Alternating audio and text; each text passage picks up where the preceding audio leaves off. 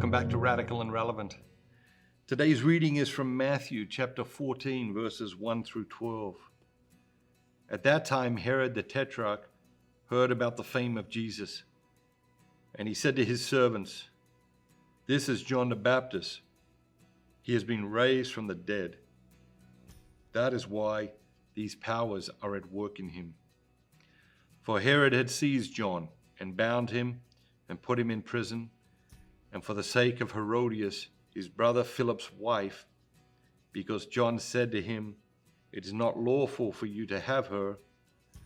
And though he wanted to put him to death, he feared the people, because they held him to be a prophet. But when Herod's birthday came, the daughter of Herodias danced before the company and pleased Herod, so that he promised with an oath to give her whatever she might ask.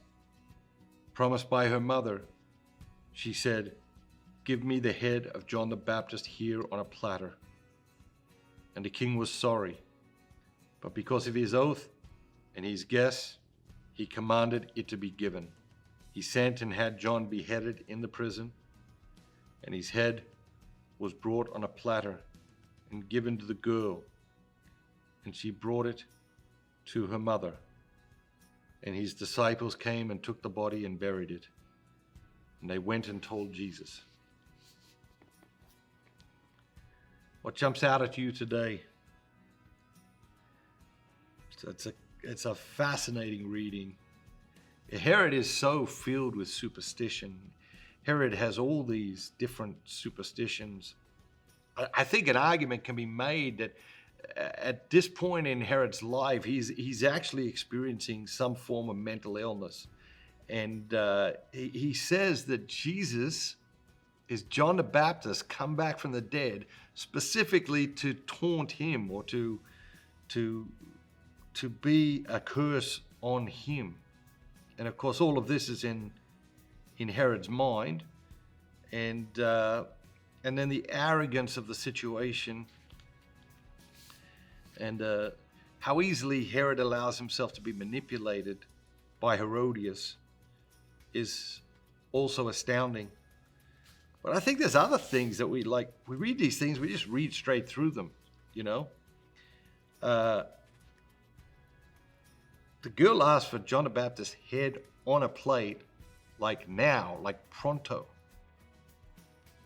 And so Herod sends servants to the prison to behead John the Baptist.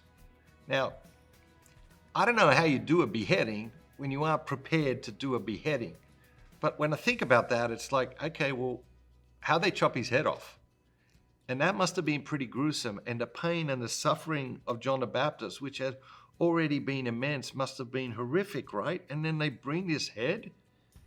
I think sometimes when we read the scriptures, we sanitize them. But no, they're actually bringing a head on a platter into the dining room. And the gruesomeness of that is, I think it's necessary to understand the lunacy of this situation. And so what jumps out at you? Maybe you fall into superstition from time to time. Maybe you allow people to manipulate you from time to time.